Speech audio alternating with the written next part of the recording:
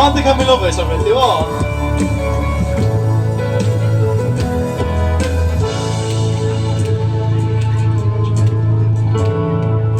Milo mo machia chinka chuan leng ho sai len ruat te mit fu na kan ni chinka ring moi nen sai ori kan lim ho lai Trong anh đi anh đã chẳng rồi hoa gian khá Chúa lù lê đi sai là sai hoa tên cô đi anh ru đến thô mà anh muốn khăn ta sống khá tình liềm vui mơ sẽ anh liềm vui nghe anh thơ chú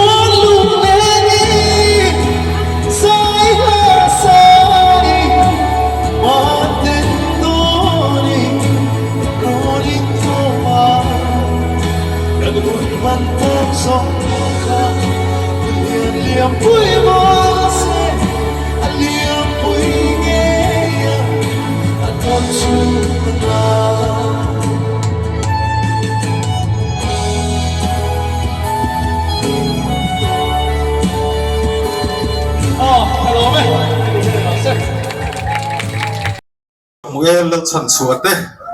tuổi tin ăn dài ngà, lâu chuộc sẽ là lâu chuộc chuông in, lâu bằng lắm đi cắn dài tia ra, lâu bằng dài thiệp thì cắn gái em mày à, anh liền làm bộ thì dài thiệp cắn để về thâu anh đi, rồi chuộc dễ u la,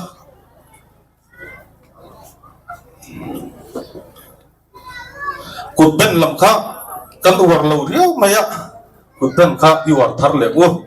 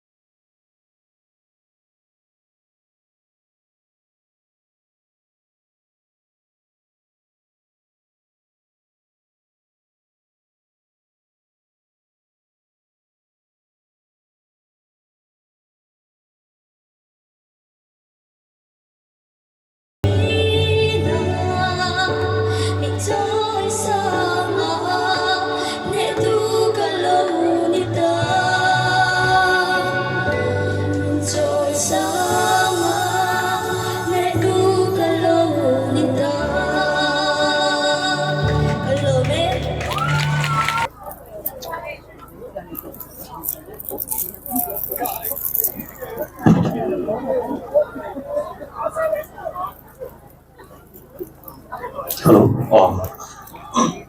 Hôm nay là dòng nan kan ti zung zung ang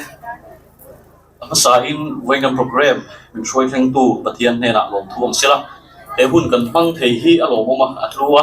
chuang chuan hlut zeli la fai na chung cha fai na konga po chan da thar zelang u kan khol lian te kan officer mi poi mo tak tak local khom te le he hun pang tura local khom zong zong te in zo vai ma sain chi bai ka bu pa se u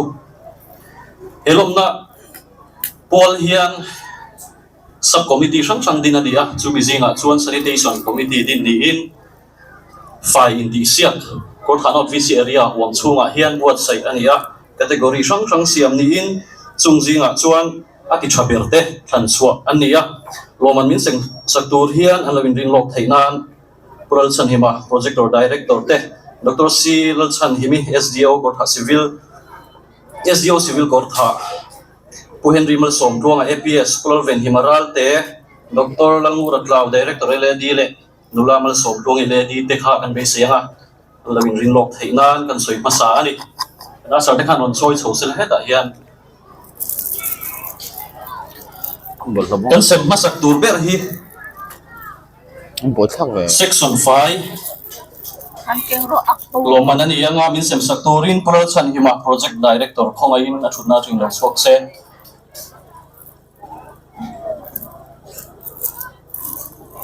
athu siat hi kan share masange choi moina hian section ming in ziata OMA court hamar veng branch chu court hanot VC in din dayal upadaya panchayat sita satat vikas puraskar sami somni panga a clean and green panchayat kategoria loman pakhatna lak lomna puala fine in disia buat saya section 5 in disia kategoria loman pakat na ala TINTIR Chairman, Secretary, Sanitation Secretary le aten mingan sai na akan nahun kalpang doon ni Section 5 hindi siya loman pakat na latu chu vana pa section teni sila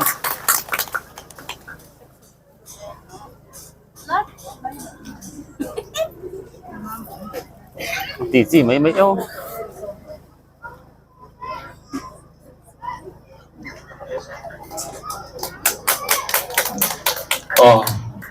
pakat na thấu robbery ni section 10 ni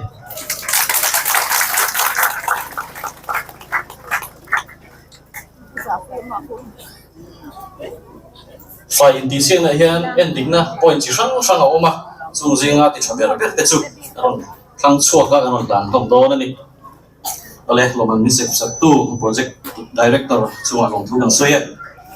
adot lia hian biakin le avel fai indi siaka lo man latu athu kan suka sia chuak vek to lo mai ange Presbyterian Church of India Gorkha North misem sakurin poni mi longai da mula Dr. Silal Chan hebi SDO Civil Gorkha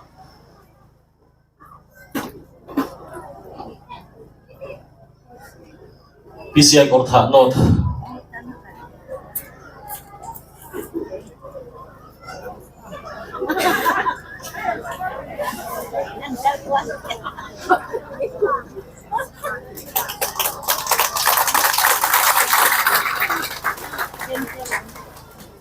Leh kalau momen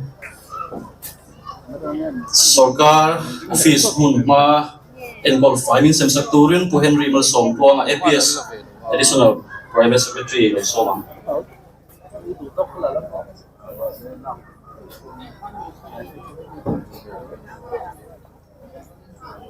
Sorkar Office Munma Involve File Oman Pakat na dong tu Gorkha Police Station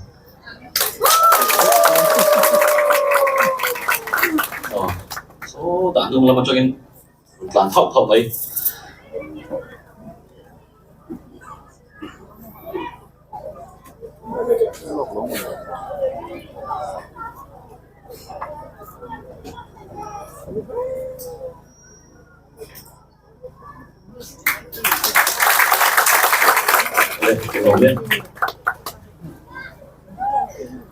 School 5 Vincent Sakturin Pulal Ven Himaral te President Joint VC Gorkha Suk sila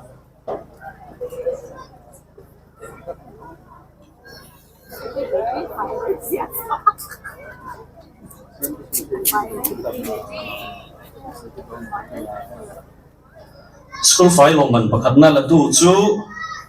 Government Gorkha Primary School 3 ten ye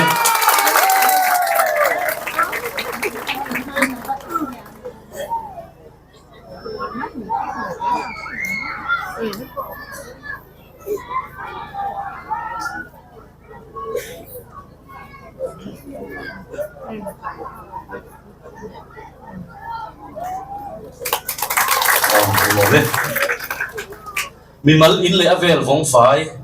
Vincent Sakturin Dr. Langmu Ratlaw Director LED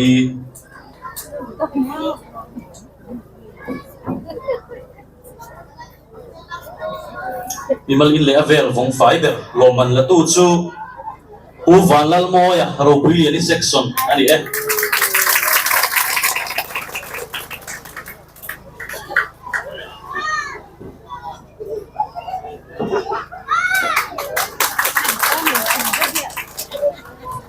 hello kami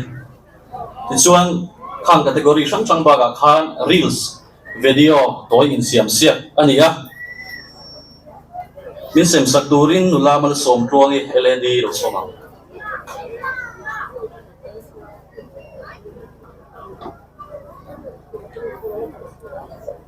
loman reels in siam sia loman la tu chu nula rosali lalin sangi vana pa section ani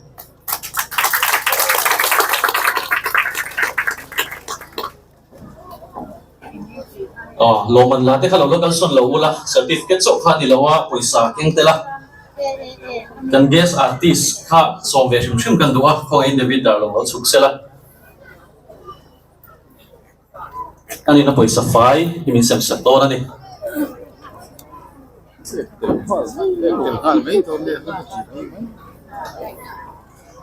vana pa section loman lo chuk sela section 5 hian cheng sanga le citation frame akeng tela adang zong hian cheng sang thum cheu lomana akeng tel bokani ro pili ni section khan rom zui sela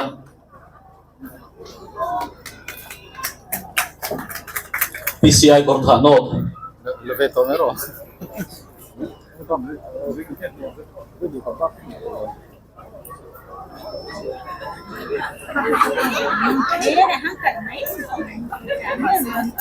kor tha police station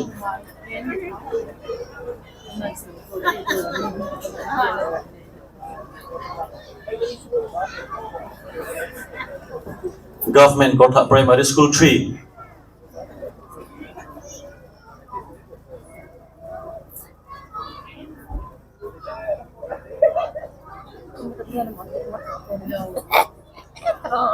Puvalan moya ro pili ni section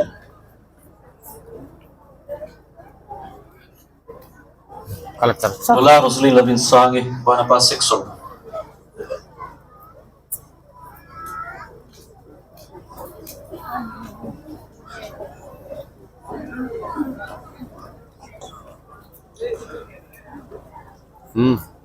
khati zong khani lo me